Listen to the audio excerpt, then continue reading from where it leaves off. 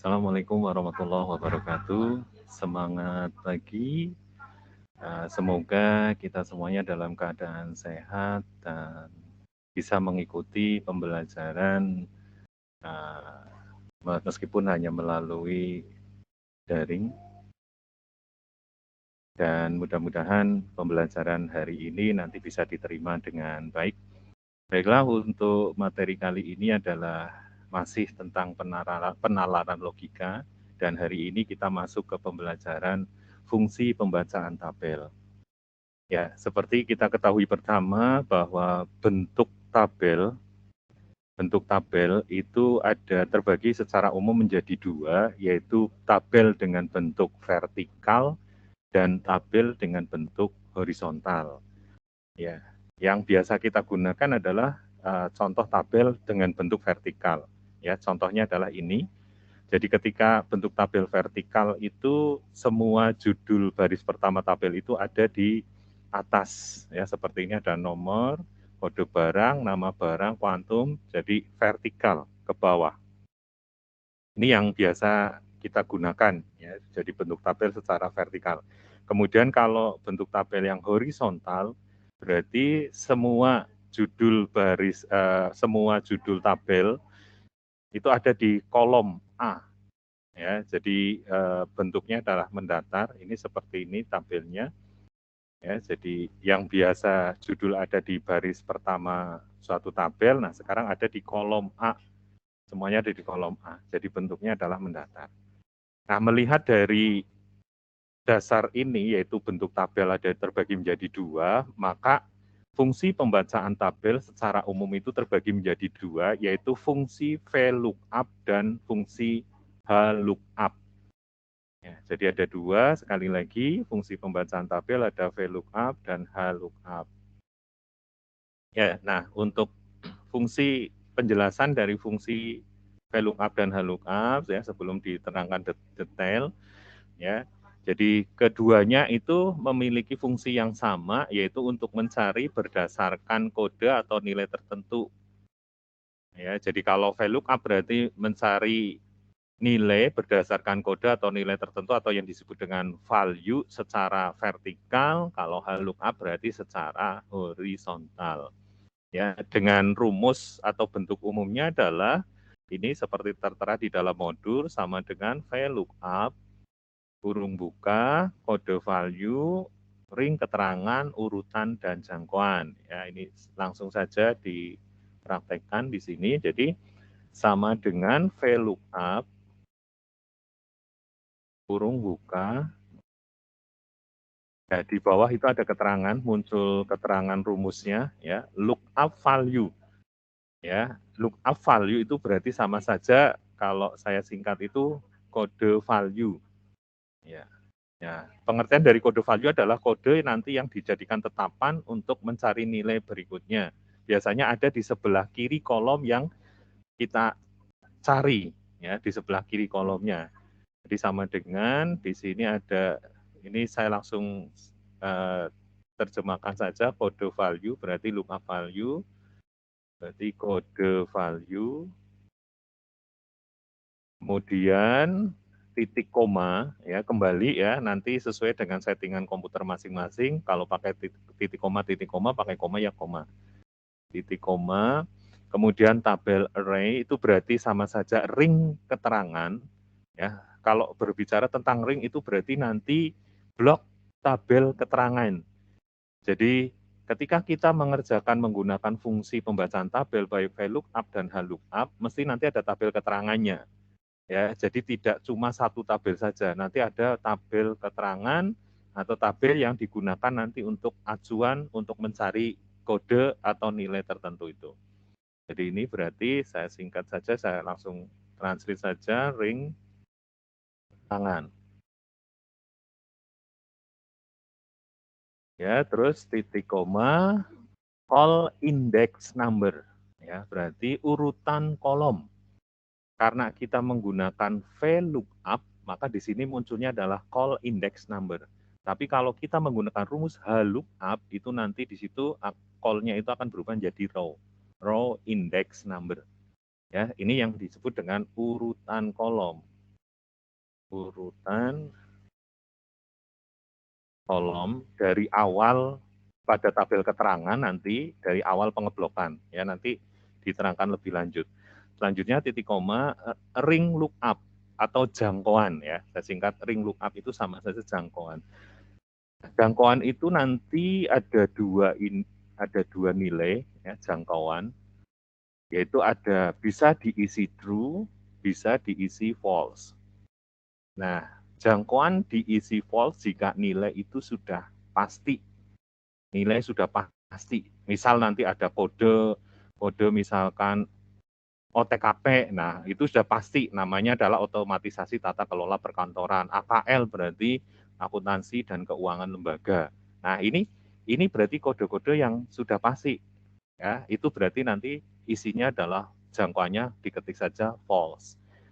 Kemudian kalau jangkauannya true itu nilai belum pasti. Nah biasanya itu nanti nilai ada di range atau di antara.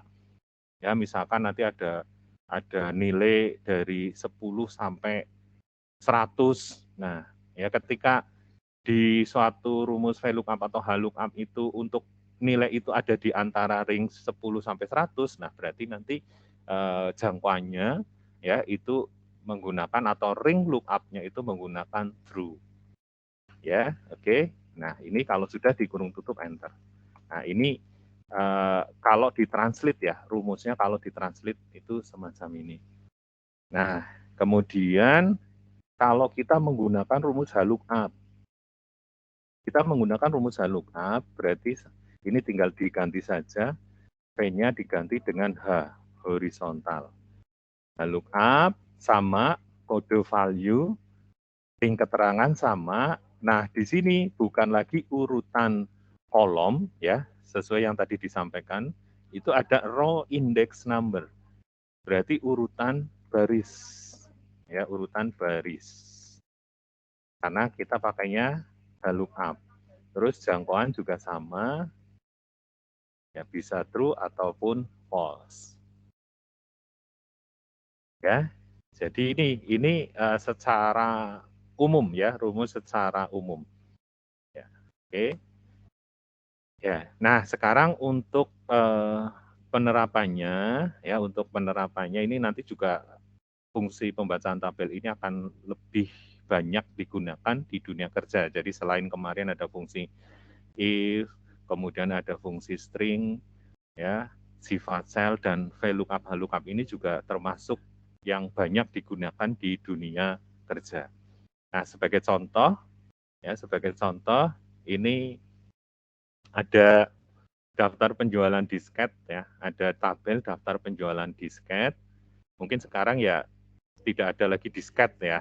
Ya, sekarang tidak ada lagi disket, mungkin sudah terganti dengan fungsi apa namanya diganti dengan flash disk ya atau hard disk eksternal dan sebagainya. Ya, tapi nggak apa-apa. Ya, kita buatkan ini contohnya. Ini tabel yang harus kita cari. Ya, kemudian ada tabel keterangan. Ya, tabel keterangannya ini saya contohkan ada tabel VLOOKUP. Ya, ada tabel keterangan, berarti kita buat memang harus biasanya ketika kita ada soal tentang VLOOKUP, HLOOKUP itu sudah ada tabel keterangannya. Ini tabel keterangan VLOOKUP, ini tabel keterangan HLOOKUP, ya. Terus kemudian ini tabel keterangan rekapitulasi. Nah, ada, ya. Nah ini untuk contoh pemahamannya saya terangkan dulu.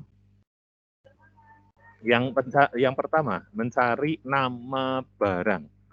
Nah, nama barang otomatis itu berdasarkan kode barang ya. Di sini ada kode barang VB, maka namanya verbatim, kode barang MD maka max data, kode barang MX maka namanya maxel. Nah, ini sekarang saya contohkan kita mengerjakan menggunakan fungsi VLOOKUP. Berarti di sini tulis sama dengan VLOOKUP kurung buka. Nah, tadi yang dimaksud dengan lookup value itu sama saja dengan kode value, yaitu kode yang dijadikan tetapan atau patokan untuk kita mencari nilai yang ditanyakan. Biasanya berada di sebelah kiri kolom yang kita cari. Nah, berarti di sini di sebelah kiri kolomnya geser pointer ke kode barang. Nah, itu ya. Jadi ini yang dimaksud dengan lookup value, ya, kode value.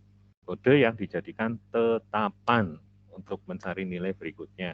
Terus selanjutnya adalah titik koma, ya. Berikutnya adalah tabel array. Tadi adalah ring keterangan.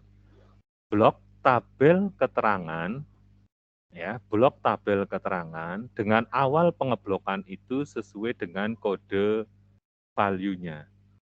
Ya, nah sekarang karena di sini adalah VLOOKUP, berarti cari tabel VLOOKUP, tabel keterangan VLOOKUP. Nah, di sini. Nah, pertanyaannya dari mana kita ngeblok, dikembalikan lagi dengan kode value-nya. Tadi kode value-nya berdasarkan apa? Kode barang, berarti blok mulai dari kode barang. Ya, jadi nggak harus semuanya, pokoknya tergantung pada kode value-nya. Ya, di blok. Ya, sampai kemana? Ya sampai selesai, sampai tabel keterangan itu di blok semuanya. Ya. Nah, ini seperti ini. Ya, kalau misalkan kita menggunakan VLOOKUP berarti nanti di blok tabel VLOOKUP, tabel keterangan VLOOKUP. Kemudian titik koma, call index number, urutan kolom. Nah, di sini kita sedang mencari nama barang. Nama barang itu pada tabel keterangan ini urutan kolom keberapa? Ya, urutan kolom keberapa? Dimulai dari ini, dari awal pengeblokan. Tadi yang diblok adalah kode barang. Berarti kode barang itu kolom 1, nama barang berarti kolom 2. Ya, berarti ini tekan 2. Ya, titik koma. Jadi kalau misalkan nanti ditanyakan harga beli, ya berarti kolom 3. Kalau ditanyakan satuan jual atau harga jual, ya berarti kolom 4. Begitu seterusnya. Oke. Nah, terus yang selanjutnya adalah ring lookup.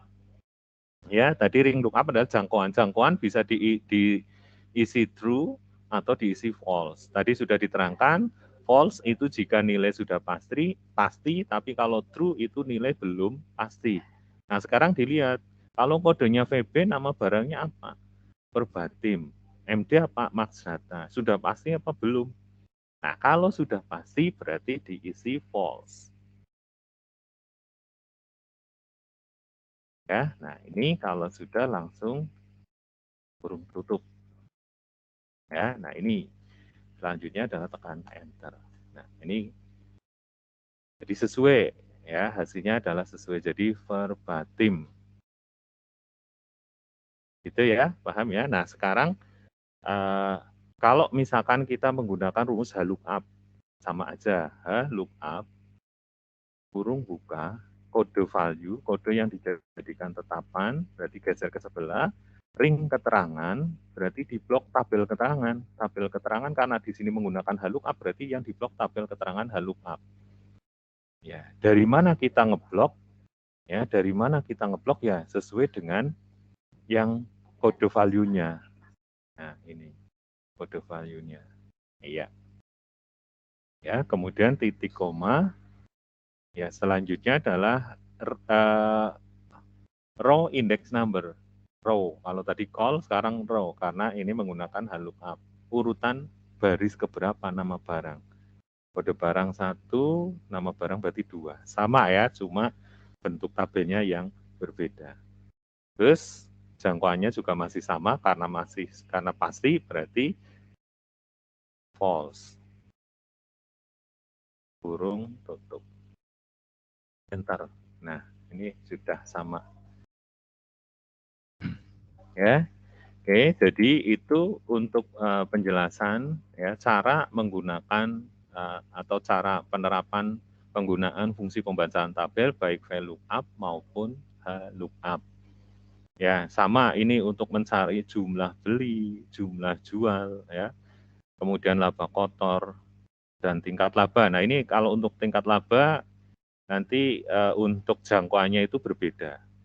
Ya, sekarang saya contohkan dulu untuk mencari jumlah beli. Sama dengan jumlah beli itu berarti kuantum dikali, misal dikali VLOOKUP.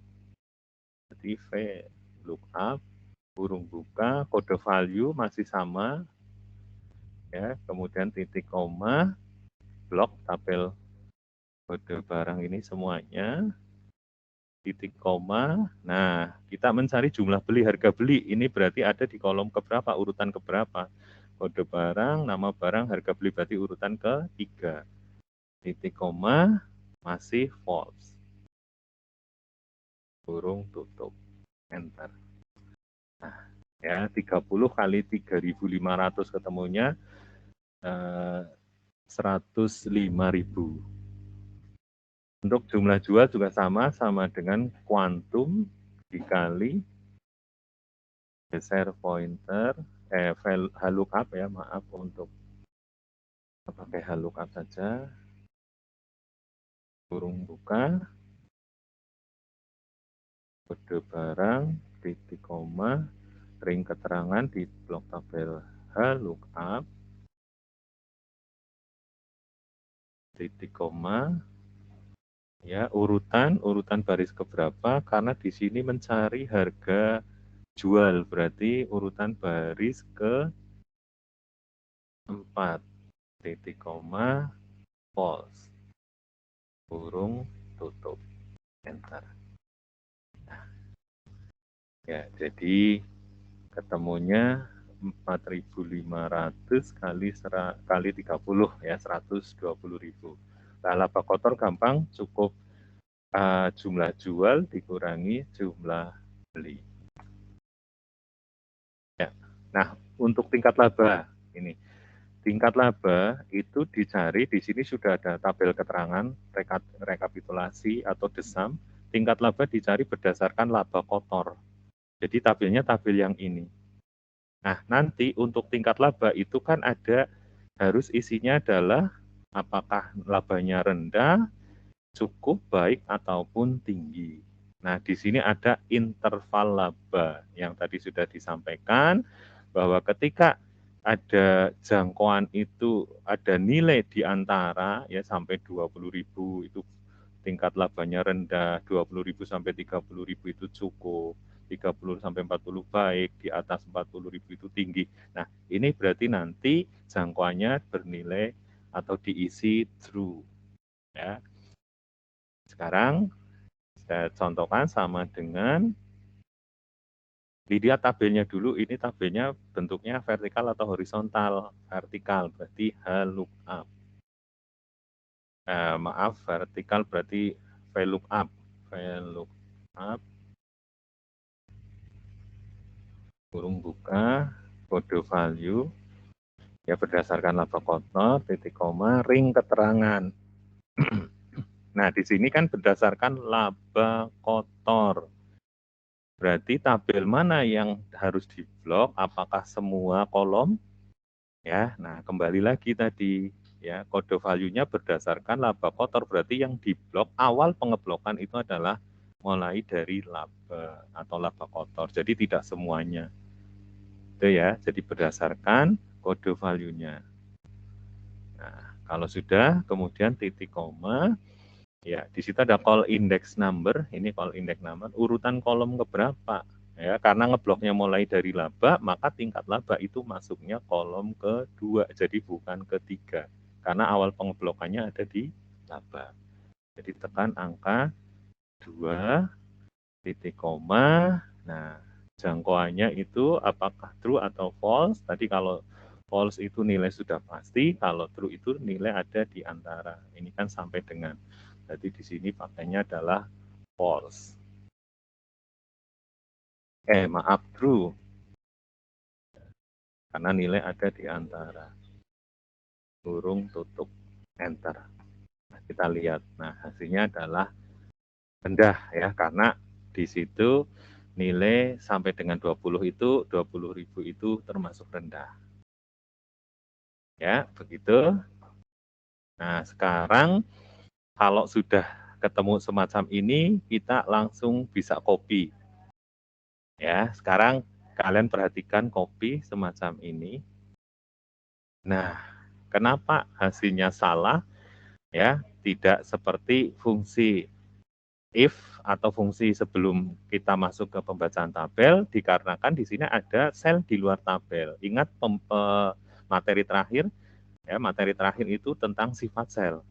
Ya, ketika kita mau mengcopy ya hasil dari suatu formula ternyata ada sel hitungan itu menggunakan sel di luar tabel, maka sel di luar tabel supaya bisa di-copy itu harus diabsolutkan dulu, baru nanti bisa di-copy. Ya, jadi kita tempatkan di rumus pertama ini, kita tekan F2 supaya bisa melihat, ya meskipun kita bisa melihat di sini, cuma kalau di formula bar tidak ada beda warna, kalau di sini tekan F2 itu ada beda warna. Mana sel di luar tabel itu? Nah, sel di luar tabel ini yang berwarna merah ini. Supaya bisa di-copy, sel di luar tabel ini harus diabsolutkan. Jadi ini di blok. Nah, di blok, selanjutnya tekan tombol apa untuk mengabsolutkan, untuk memunculkan sifat sel, tombol F4. Ya, tekan F4 satu kali saja. Nah, ya, ingat sifat sel ada 4. Ya, cukup menekan tombol F4 yaitu absolut, semi absolut pada kolom, semi absolut pada baris dan relatif. Ya, tapi cukup dengan menekan tombol F4. Jadi kalau absolut cukup tekan sekali. Kalau sudah enter. Nah, kalau sudah di enter langsung tarik. Nah, maka ini bisa jadi semuanya. Ya, pokoknya ketika apapun itu, suatu formula, suatu hasil, suatu perhitungan, ketika ada sel di luar tabel, maka sel di luar tabel itu sebelum kita copy harus kita absolutkan terlebih dahulu. Dengan cara blok, ya kemudian tekan tombol F4 sekali. Ya begitu ya. Nah sama ini juga untuk jumlah beli, ya sebelum di copy diabsolutkan dulu. Ya, nah mana yang diabsolutkan? Pokoknya sel di luar tabel berarti ini. Ini di blok, terus tekan tombol F4, enter. Ini. Nah, ya, jadi itu untuk nanti bisa diteruskan sendiri ya, untuk bisa dipraktekkan. Nah sekarang biasanya kendala yang terjadi. Ini ketika kita menggunakan rumus-rumus itu harus tahu ketika ada menemukan suatu masalah kita harus bisa memecahkan masalah itu sendiri. Ya, apalagi kalau sudah di dunia kerja kita nggak mungkin akan tanya ke atasan kita, apalagi owner kita ya. Semuanya harus profesional. Kita harus bisa memecahkan sendiri.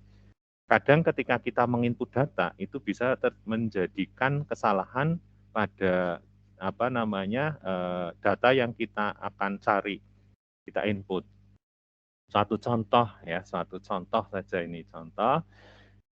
Ketika kita menginput kadang mungkin bisa sedang kita sambil istirahat, sambil ngemil, sambil apa, sehingga tanpa sadar ya setelah kita menginput data ternyata tangan kita menggunakan atau tanpa sadar menekan tombol spasi. Nah, ya tombol spasi ini enter. Nah, ini bisa membuat error.